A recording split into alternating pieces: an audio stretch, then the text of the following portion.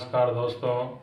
आज मैं एक ऐसी बीमारी के बारे में बतलाने जा रहा हूँ जिसको आयुर्वेद में मूत्रकृच्छ के नाम से जाना जाता है। मूत्रकृच्छ अर्थात पेशाब कष्ट के साथ आना, अंग्रेजी में इसे डिस्यूरिया कहा जाता है। इसका मुख्य लक्षण के बारे में आयुर्वेद में इस प्रकार वर्णन है। मुहुर्मुहुः कष्टतरेण तुच्छं मूत्रं भवेत् पीतनिभंस शूलं मेढ्रे च बस्तौ महती प्रपीड़ा तान्मूत्रकृच्छं पवनात् प्रसूतम्।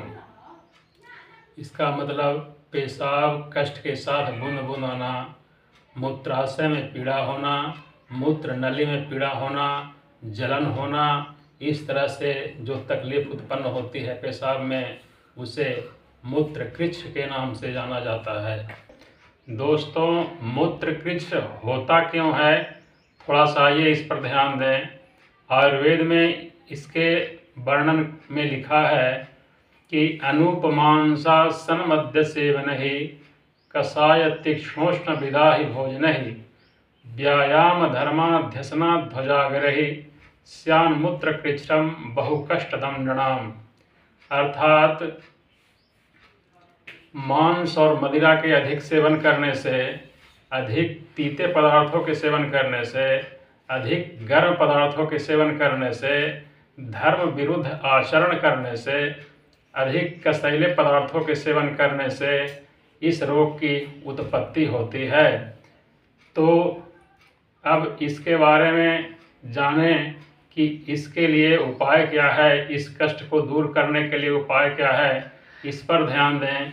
वास्तव में तो अगर कष्ट ज़्यादा है तो किसी योग्य वैद्य के देख रेख में ही इसकी चिकित्सा होनी चाहिए, लेकिन कुछ घरेलू नुस्खा भी मैं बतला रहा हूँ जिसके सेवन से आपको बहुत फायदा होगा, उसे ध्यानपूर्वक सुने।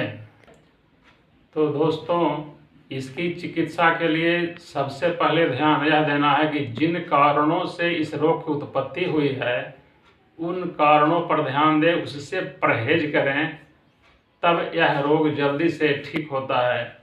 और घरेलू औषधि में मैं कुछ बतलाने जा रहा हूँ, उसे ध्यान दें उस पर।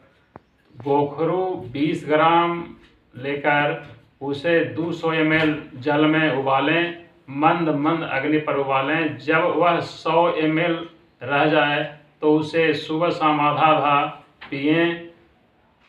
दुर्वा घास का स्वरस 10-10 ml सुबह शाम पिएं, या गिलोय स्वरस 20 से 25 ml तक सुबह शाम पिएं, या लोध्रासव नाम की एक औषधि आती है, उसे 15 ml सुबह शाम 15 ml पानी मिलाकर पी सकते हैं, या पुनर्नवा स्वरस 20 ml 25 ml तक सुबह शाम पी सकते हैं। इन सब औषधियों के सेवन से इस रोग की निवृत्ति होती है और बहुत ही लाभ होता है।